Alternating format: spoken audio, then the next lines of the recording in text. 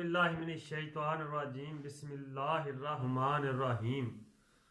रस्ता साफ नबी दे पिछे होर ना जानो कोई, ओही करन शफात साडी तां ताइयों ही मिलसी टोई। इस दुनिया च नबी करीम सल्लल्लाहु अलैहि वसल्लम दे दस्से हुए रस्ते ते चलण दी जरूरत आ और बाद मरग मैदाने माशर च ਉਹ प्यारी हस्ती जिहदी शफात करेगी ਉਹਦਾ बेड़ा पार हो जाएगा।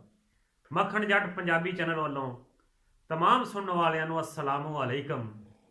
मुल्क शाम विच पुराने जमाने की बात आ, एक बादशाह हुकूमत करता सी।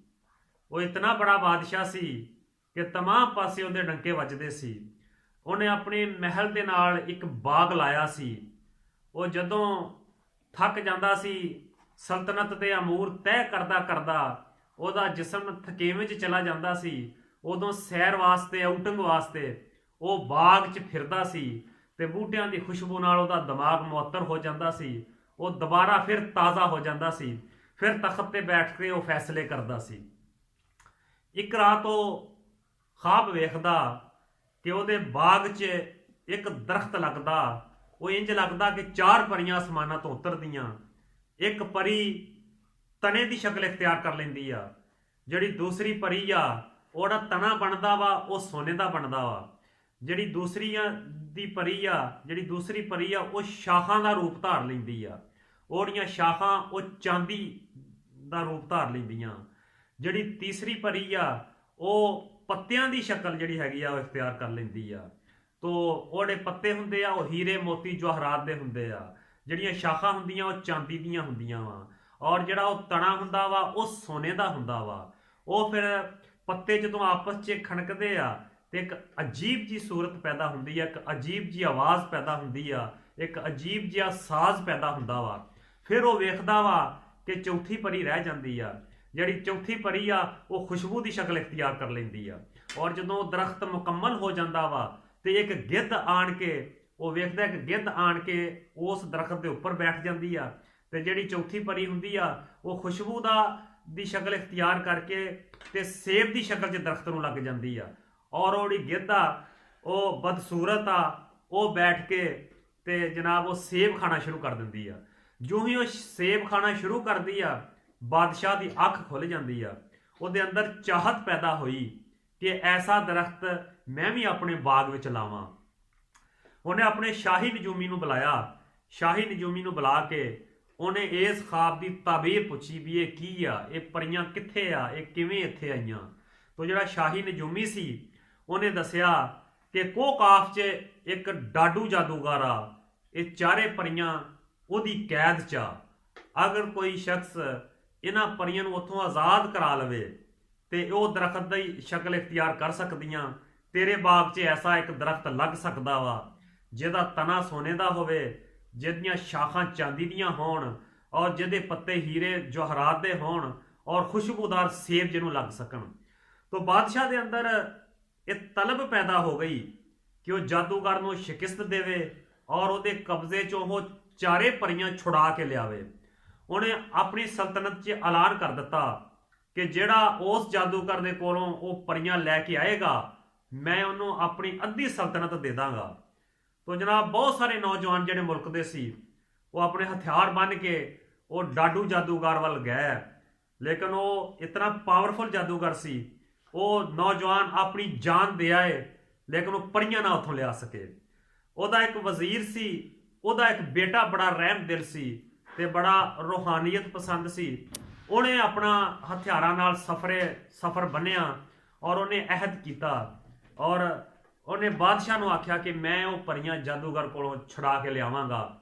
लिहाजा वो वजीरजादा तुर पिया रखते सफर बन के अल्लाह का नाम लैके ते अल्लाह नाल जिहड़े अल्लाह ते तवक्कल रखण वाले आ वो नज़र अल्लाह ते रख के ही तुरदे आ। जदों वो टुर पिया कोकाफ दे वल अगे उन्हें जाके देखा कि दरिया के किनारे हाँ उस तो पहले जदों उन्हें देखा कि एक नौजवान रेगिस्तान के इलाके च जख्मी हालत च पिया वा, वो दौड़ के उहदे कोल गया, उन्हें जाके उसकी मदद की।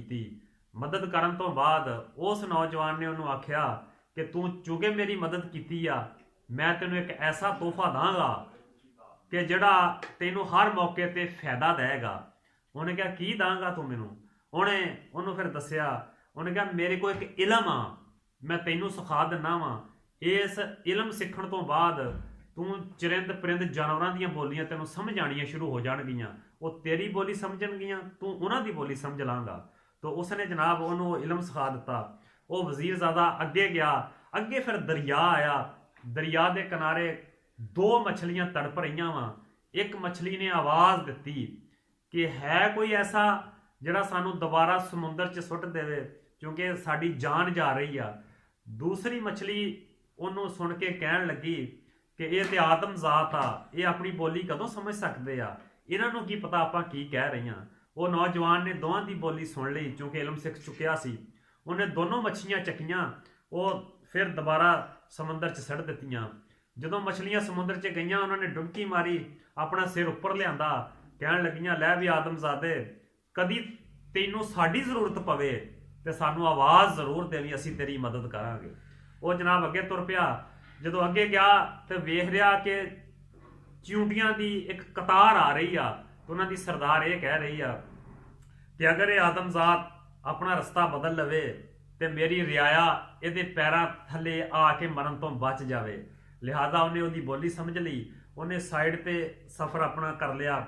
ਜਦੋਂ ਉਹਨੇ ਆਪਣਾ ਰਸਤਾ ਬਦਲਿਆ ਤੇ ਉਹ ਕੀੜੀਆਂ ਦੀ ਸਰਦਾਰ ਇਹ ਕਹਿਣ ਲੱਗੀ ਕਿ ਇਹ ਆਦਮਜ਼ਾਤ, ਤੂੰ ਸਾਨੂੰ ਬਚਾਇਆ ਵਾ, ਕਦੀ ਤੈਨੂੰ ਮੁਸ਼ਕਲ ਪਵੇ, ਕਦੀ ਸਾਡੇ ਨਾਲ ਕੰਮ ਪਵੇ, ਇੱਕ ਵਾਰੀ ਆਵਾਜ਼ ਜ਼ਰੂਰ ਦਵੀਂ, ਅਸੀਂ ਤੇਰੀ ਮਦਦ ਵਾਸਤੇ ਪਹੁੰਚਾਂਗੇ। ਉਹ ਨੌਜਵਾਨ ਜਦੋਂ ਅੱਗੇ ਗਿਆ ਤੇ ਅੱਗੇ ਇੱਕ ਦਰਦ ਦੀ ਹਾਹ ਦੀ ਆਵਾਜ਼ ਆ ਰਹੀ ਆ।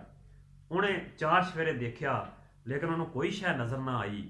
ਫਿਰ ਉਹਨੇ ਜਦੋਂ ਗੌਰ ਕੀਤੀ ਤੇ ਸਾਹਮਣੇ ਇੱਕ ਝਾੜੀ ਚੋਂ ਆਓ ਪੁਕਾਰ ਦੀ ਆਵਾਜ਼ ਆ ਰਹੀ ਆ।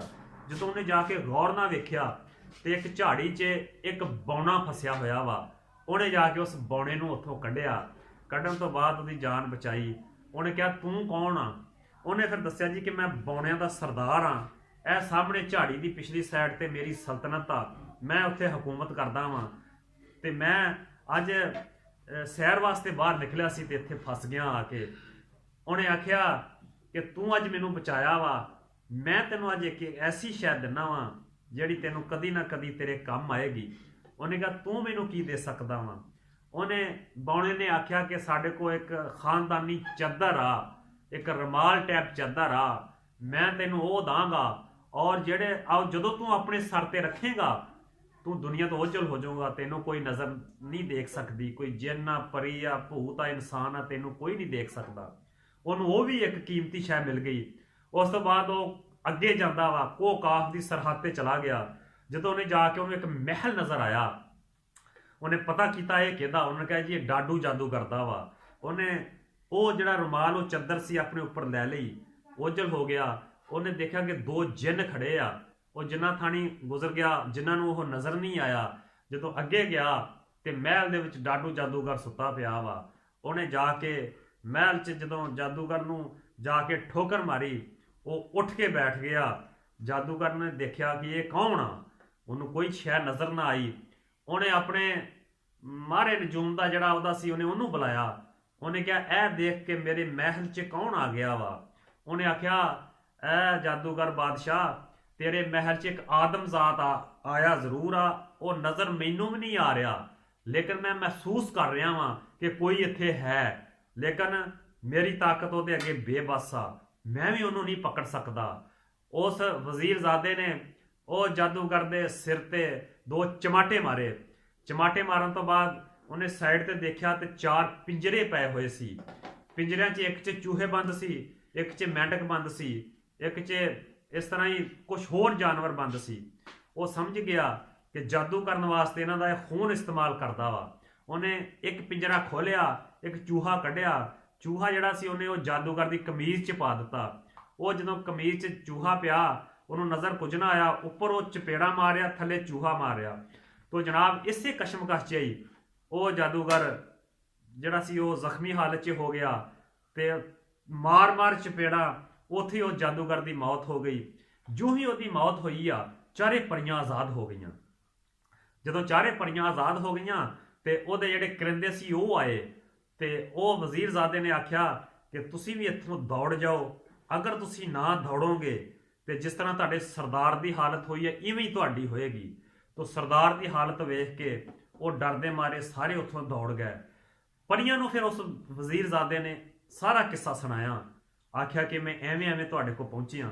ਉਹ ਪਰੀਆਂ ਬਹੁਤ ਖੁਸ਼ ਹੋਈਆਂ। ਪਰੀਆਂ ਨੇ ਆਖਿਆ ਸਾਡੀਆਂ 2 ਸ਼ਰਤਾਂ ਵਾਂ, ਅਗਰ ਤੂੰ ਇਹ ਪੂਰੀਆਂ ਕਰ ਦੇਵੇਂ ਅਸੀਂ ਤੇਰੇ ਨਾਲ ਜਾਣ ਵਾਸਤੇ ਤਿਆਰ ਹਾਂ। ਉਹਨੇ ਕਿਹਾ ਉਹ ਕਿਹੜੀਆਂ?